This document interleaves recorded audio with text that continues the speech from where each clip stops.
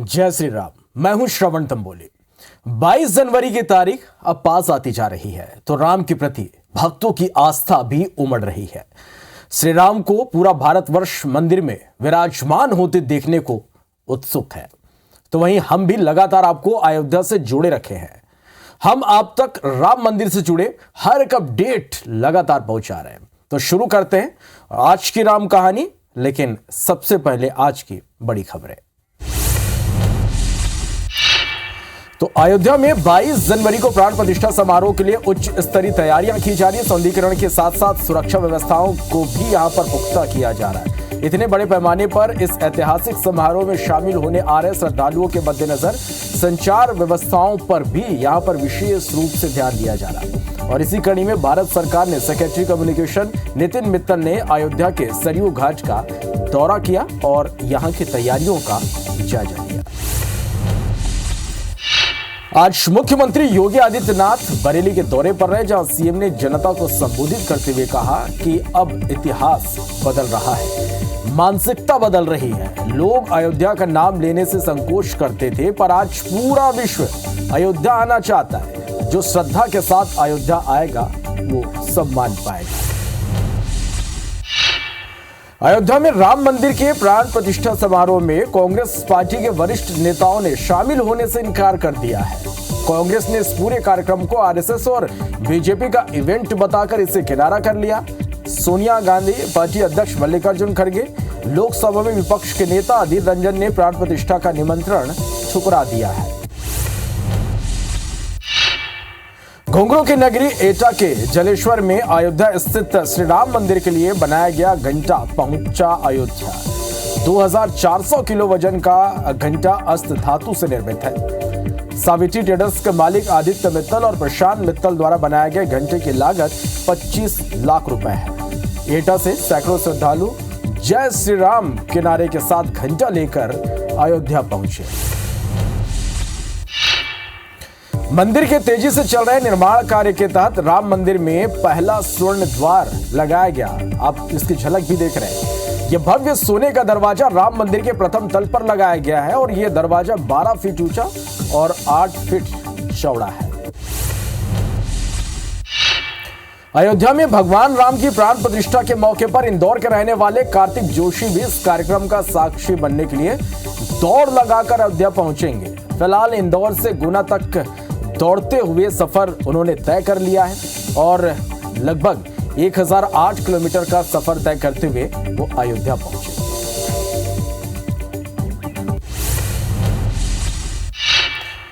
तो 22 जनवरी को अयोध्या में श्री राम मंदिर में प्राण प्रतिष्ठा समारोह होनी है और ये एक ऐतिहासिक मौका होगा जिसका इंतजार देश के करोड़ों लोग कई दशक से कर रहे हैं। लंबी लड़ाई थी, लंबा इंतजार रहा, मगर हर भक्त के दिल में और मन में एक बात हमेशा से थी कि राम आएंगे। राम कहानी में आज उससे जुड़ी एक स्पेशल और विस्तृत कहानी हम आपको दिखा रहे हैं। देखिए।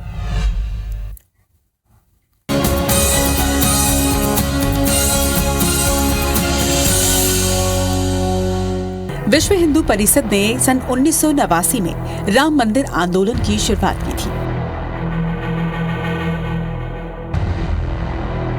इसके बाद राम मंदिर देश की राजनीति का हिस्सा बन गया।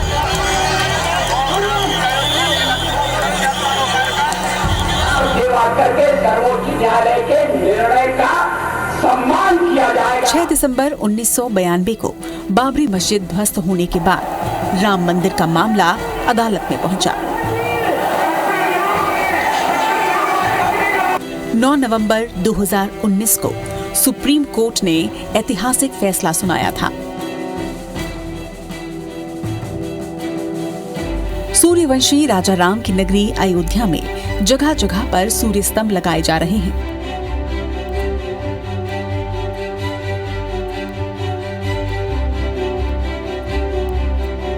मंदिर परिसर में कांसे की बनी विशाल जटायु प्रतिमा भी लगाई गई है।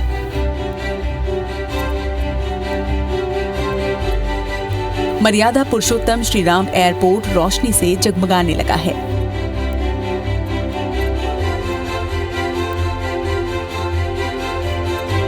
हाईटेक अयोध्या रेलवे स्टेशन देखते ही बन रहा है। रामलला की प्राण प्रतिष्ठा के बाद पूरे देश से श्रद्धालुओं का आना यहाँ बढ़ जाएगा। इसीलिए जगह जगह पर मल्टी लेवल पार्किंग भी बन रही है। यहाँ इलेक्ट्रिक वाहनों को चार्ज करने की सुविधा भी रहेगी। वहीं एयरपोर्ट के अलावा अयोध्या में भक्ति पथ, राम पथ, जन्मभूमि पथ, धर्म पथ आदि का लोकार्पण भी होना है। रामलला की प्राण प्रतिष्ठा समारोह के लिए थाईलैंड के राजा ने वहां की मिट्टी भेजी है। कंबोडिया से सुगंधित हल्दी आई है। इसके अलावा जोधपुर से 600 किलोग्राम गाय का घी और जनकपुर से मिथिला आर्ट पेंटिंग्स भेजी गई हैं। इस पेंटिंग में माता सीता की धरती की गोद से जन्म से लेकर उनका प्रभु राम से विवाह तक के प्रसंगों को दर्शाया गया है। राम मंदिर से जुड़ी खास बातें। 22 जनवरी 2024 को अयोध्या के राम मंदिर में रामलला की प्राण प्रतिष्ठा होगी। इस भव्य समारोह में देश भर के 7,000 से ज्यादा विशिष्ट अतिथि शामिल होंगे। रामलला की मूर्ति कर्नाटक और राजस्थान के पत्थरों से बनी है। अयोध्या राम मंदिर के निर्माण में करीब 900 करोड़ का खर्च आया है। दरवाजे और खिड़कियों की लकड़ियां महाराष्ट्र के बल्लाल शाह से लाई गई हैं। दरवाजों और खिड़कियों की नक्काशी हैदराबाद के कारीगरों ने की है। देश भर की पवित्र नदियों और कुंडों से लाए जल से होगा रामलला का अभिषेक। रामलला की प्राण प्रतिष्ठा समारोह के लिए थाईलैंड के राजा ने वहां की मिट्टी भिजवाई है। मंदिर परिसर में 44 फीट लंबाई और 500 ग्राम का ध्वज दंड भी लगेगा। अब बस सभी को इंतजार 22 जनवरी का है, जब राम मंदिर की प्राण प्रतिष्ठा के बाद राम दरबार सभी के लिए तैयार होगा। Bureau report, IBC 24।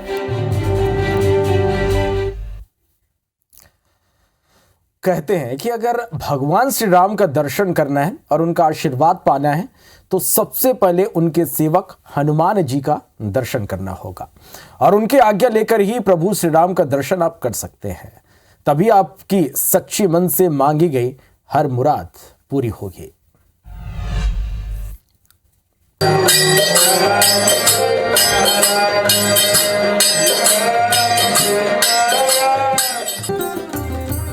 Hanuman ji Ayodhya में कोतवाल के रूप में विराजमान हैं, जिनकी पूजा आराधना निरंतर चलती है और लाखों श्रद्धालु रोजाना हनुमानगढ़ी पहुंचकर भगवान हनुमान जी का दर्शन पूजन करते हैं। और हनुमान जी को सबसे ज्यादा पसंद है लड्डू, इसलिए हर भक्त हनुमान जी को लड्डू अर्पण करता है। श्रद्धालुओं की बढ़ती संख्या को देखते हुए अयोध्या के हनुमानगढ़ी के लड्डू के व्यापारी बहुत खुश हैं, क्योंकि रोजाना लाखों की संख्या में राम भक्त अयोध्या पहुंच रहे हैं और हनुमानगढ़ी और राम जन्मभूमि का दर्शन पूजन कर रहे हैं। 22 जनवरी 2024 को जब प्रभु श्री राम अपने भव्य मंदिर में विराजमान होंगे तो ये जो श्रद्धालुओं की संख्या है वो 4 गुनी और बढ़ जाएगी। यानी कि कई लाख राम भक्त रोजाना रामलला और हनुमान जी का दर्शन पूजन करेंगे।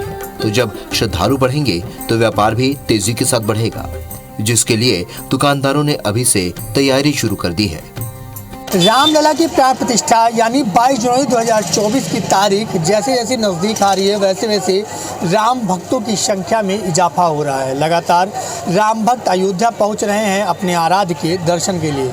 आराध्य के दर्शन से पहले प्रभु हनुमान के दर्शन करते हैं। हनुमान के दर्शन करते हैं तो साथ ही साथ यहाँ जो दुकानदार हैं दुकानदारों से लड्डू खरीदते हैं जो हनुमान जी को अर्पित होता है। और क्या इजाफा हुआ है व्यापार में जैसे जैसे भीड़ बढ़ रही है, क्या कहना चाहेंगे श्रद्धालु की जब से रामलला की प्रतिष्ठा का कार्यक्रम आया है तब से कितना इजाफा हुआ श्रद्धालु? कई गुना का ज़्यादा हो चुका है।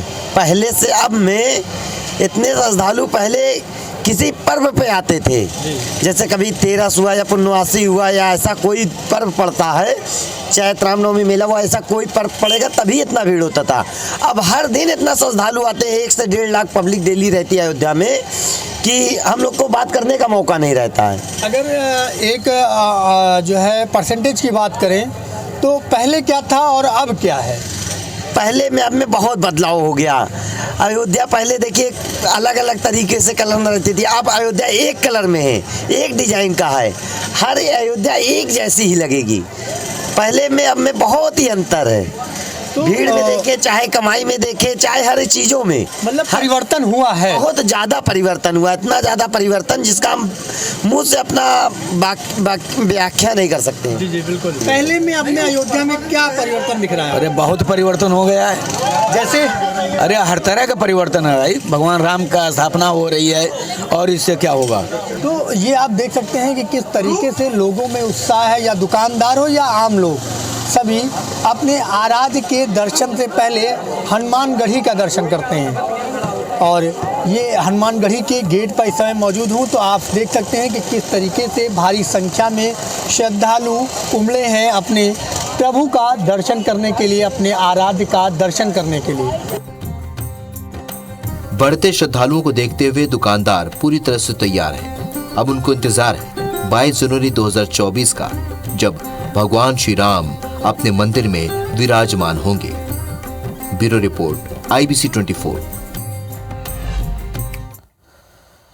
तो प्रभु श्री राम के अयोध्या आगमन को भव्य और ऐतिहासिक बनाने के लिए सभी संभव तैयारियां यहां पर की जा रही हैं। इन तैयारियों में प्राण प्रतिष्ठा समारोह के लिए विशेष प्रबंध भी शामिल है, जो देश भर से किए जा रहे हैं। और इसी कड़ी में गुजरात के अहमदाबाद से समारोह को भव्य बनाने पहुंचा है 800 किलो का विशाल नगाड़ा। ये नगाड़ा अखिल भारतीय डबगर समाज द्वारा खास अयोध्या में रामलला प्राण प्रतिष्ठा के लिए बनाया गया है।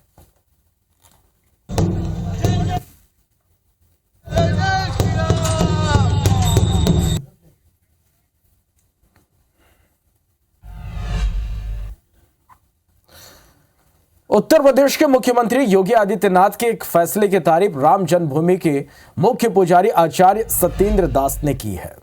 सीएम योगी ने 22 जनवरी को शिक्षण संस्थान और मीट की दुकानें बंद करने और ड्राई डे की घोषणा की, जिस पर राम जन्मभूमि के मुख्य पुजारी आचार्य सत्येंद्र दास ने कहा कि बहुत अच्छी बात है, ये ऐतिहासिक तिथि है, इसलिए इसे पर्व के रूप में मनाया जाना चाहिए। मुख्यमंत्री ने जो घोषणा की वो बहुत अच्छी और सराहनीय है।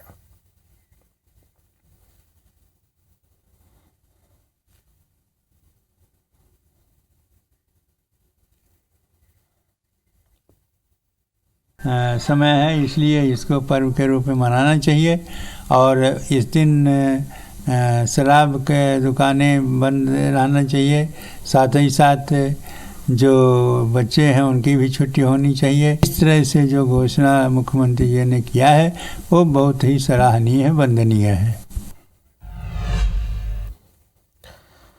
अयोध्या में उल्लास उमंग को और बढ़ाने के लिए तमाम प्रकार के कार्यक्रमों का आयोजन कराए जाने की रूपरेखा तैयार की जा रही है, जिससे अयोध्या न केवल देश बल्कि दुनिया में भी चर्चाओं का केंद्र बना रहे। और इसी प्रयास के तहत अयोध्या में इंटरनेशनल काइट फेस्टिवल के आयोजन का भी यहां पर की रूपरेखा तैयार की जा रही है। सीएम योगी के मंशा के अनुरूप अयोध्या विकास प्राधिकरण ने अयोध्या में इंटरनेशनल काइट फेस्टिवल के आयोजन की तैयारियां शुरू कर दी हैं।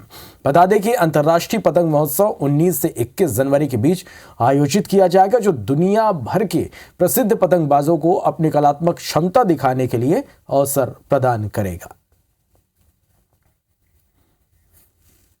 सभी लोग लगभग लगे हुए हैं कि अच्छे हम सबसे अच्छा दिखा सकें, सबसे अच्छा कंपटीशन होगा उसमें, और हम लोग भी कोशिश कर रहे हैं कि अच्छा से अच्छा कर सके उसमें, और उसमें कंपटीशन हम लोग जीते। बहुत ही अच्छा है, क्योंकि ये पहले होता था लखनऊ महोत्सव में, अब हमारे फैजाबाद में होने जा रहा है अयोध्या में। हम लोगों की तैयारी अभी तो 14 जनवरी की संक्रांत की चल रही, इसके बाद में फिर हम लोग उसी के पीछे ही पड़ जाएंगे। ऐतिहासिक पल के अवसर पर अवध के राजा को ब्रज के कान्हा ने भेंट भेजी है। बता दें कि बांके बिहारी की नगरी वृंदावन से रामलला के लिए सप्रेम चांदी की बांसुरी, चांदी का शंख और आभूषण के साथ साथ इत्र भेंट कर रहे हैं, और इस उपहार को रामनगरी पहुंचाने से पहले यहां इनकी पूजा अर्चना की। 14 तारीख को यहाँ से गोपी गोस्वामी अयोध्या के लिए रवाना होंगे और उसके बाद ये चीजें भेजी जाएंगी। अयोध्या में भगवान को इसे अर्पित किया जाएगा। स्वस्ति न इंद्रो बृहस्रवाः स्वस्ति नः पूषा विश्ववेदाः स्वस्ति नस्तारिक्षो अरिष्टनेमिः स्वस्ति नो बृहस्पतिर्दधातु बृहदस्वावरुतः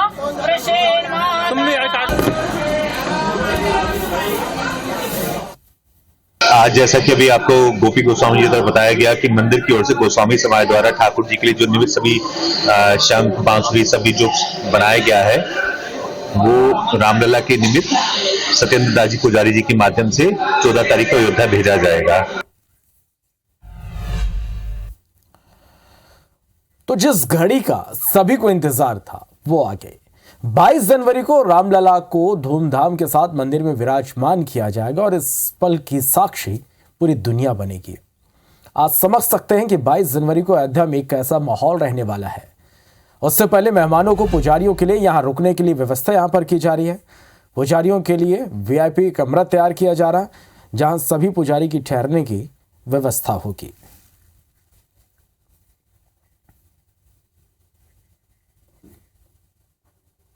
कमरे में सारी व्यवस्था अभी आप तो कमरे निरीक्षण किए ही होंगे।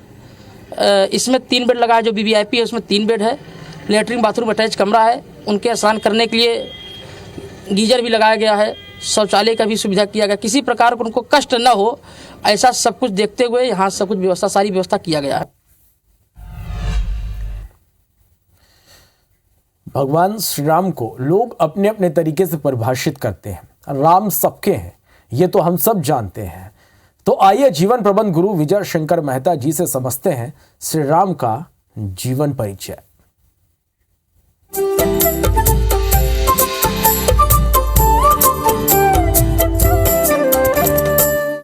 विभीषण जी अपने भाई रावण को समझाते हैं और रावण उनको लात मारता। तो विभीषण जी कहते हैं अब मैं जा रहा हूं राम जी के पास। और जब राम जी को यह सूचना दी गई कि आपके शत्रु रावण का भाई विभीषण आपके पास मिलने आ रहा है तो सबको संदेह हुआ। जानी न जाई निशाचर माया काम रूप के ही कारण आया। सुग्रीव ने तो साफ कह दिया निशाचर है, मेरे हिसाब से तो बंदी बना के रख लो आप। अच्छा, हनुमान जी विभीषण को न्योता दे के आए। हनुमान जी को लगा मैं तो उसको आमंत्रण दे के आया, मेरा राजा उसको जेल देने की बात कर रहा है। पर हनुमान जी ने आंख बंद करके राम जी को याद किया। बस मैं ये कहता हूं भक्त और भगवान का रिश्ता है ये। जब ईमानदारी से आप परमात्मा से बात करते हैं तो वो भी आपसे बात करता है। आंख बंद की हनुमान जी ने और उसी समय राम जी ने कहा सुग्रीव से आपने बात तो बिल्कुल नीति की बोली है। वो शत्रु का भाई है, पता नहीं क्यों आया, उसको बंदी भी बना ले, लेकिन मेरी तो शरणागति की नीति है। शरणागत बच्चल भगवाना। बस हनुमान जी तो प्रसन्न हो गए और देखिए विभीषण को शरण दी। न सिर्फ शरण दी बल्कि कहा जल लाओ, इनका राज तिलक करेंगे। पहली मुलाकात में राजा बना दिया लंका का। अभी तो लंका जीती भी नहीं थी। आत्मविश्वास देखिए राम जी का, उनको मालूम था हम जीतेंगे। राम के नाम पे लोग जीत जाते हैं भाई, तो राम जी की तो जीत तय थी। इतना आत्मविश्वास राम जी को। किसी ने राम जी से पूछा कि विभीषण आपकी शरण में आया तो आपने विभीषण को लंका का राजा बना दिया। कल अकल आ जाए और रावण आपकी शरण में आ जाए तो फिर क्या करेंगे? लंका का राजा तो विभीषण को बना दिया, फिर रावण को कौन सा राज्य देंगे? तब राम जी ने कहा कोई बात नहीं, हमने विभीषण को लंका का राजा बना दिया, पर आज जो लंका का राजा रावण है यदि वो हमारी शरण में आए तो फिर हम उसको अयोध्या का राज दे देंगे, पर देंगे जरूर। जो मेरे पास कोई भी अपेक्षा लेके आया है, मैं अपने शरणागत को निराश नहीं करता। ऐसे हैं हमारे राम।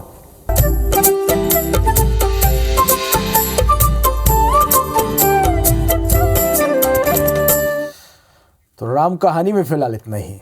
जय श्री राम।